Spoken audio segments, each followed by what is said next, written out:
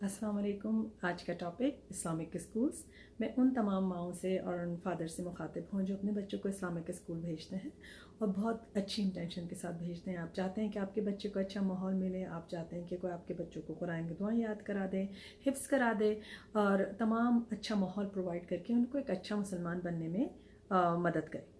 बहुत अच्छी इंटेंशन है, बहुत अच्छा ख्याल है और इस्लामिक स्कूल्स ऐसा कर भी रहे हैं। लेकिन आपका रोल भी बहुत इम्पॉर्टेंट है। ये समझिए कि अगर आपका बच्चा वहाँ जाके कंफर्टेबल है, अगर आपका बच्चा वहाँ पे टीचर्स के साथ खुश है, तो आपका रोल किस तरह वहाँ पे प्ले हो रहा है कि आप टीचर से कनेक्टेड हैं या फिर आप एक इनक्यूबेटर की तरह इस्लामिक स्कूल में डाल के ये समझ रहे हैं कि वहाँ से आपका बच्चा जब एलिमेंट्री ईयर्स पास करके निकलेगा तो परफेक्ट मुसलमान होगा।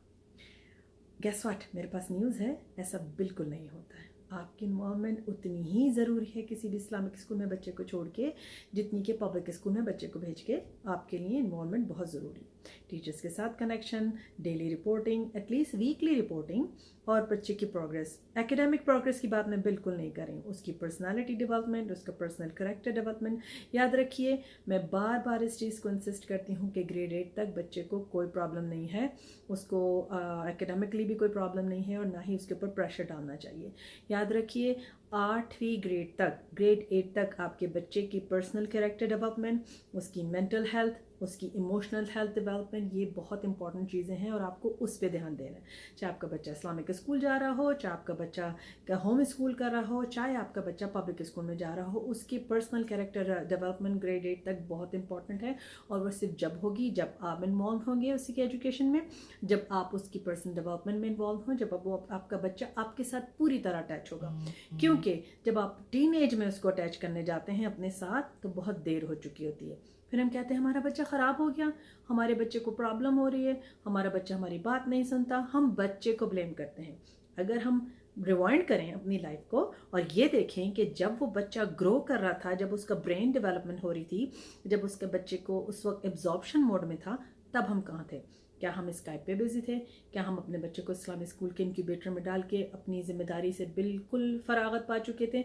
या हम पब्लिक स्कूल भेज के समझते थे कि हम तो टैक्स पेयर्स हैं, पब्लिकली फंडेड स्कूल में भेज के हम चाहते हैं सब वो कर लें? कहाँ थे आप? आप उस वक्त जॉब में बिजी थे, या आप उस वक्त पार्टी कर रहे थे, या आप सोशल बटरफ्लाई बनी हुई थी? आप कहाँ थी? क्या आप स्काइप पे थी, क्या आप सोशल मीडिया पे थी, या आप अपने बच्चे के साथ थी?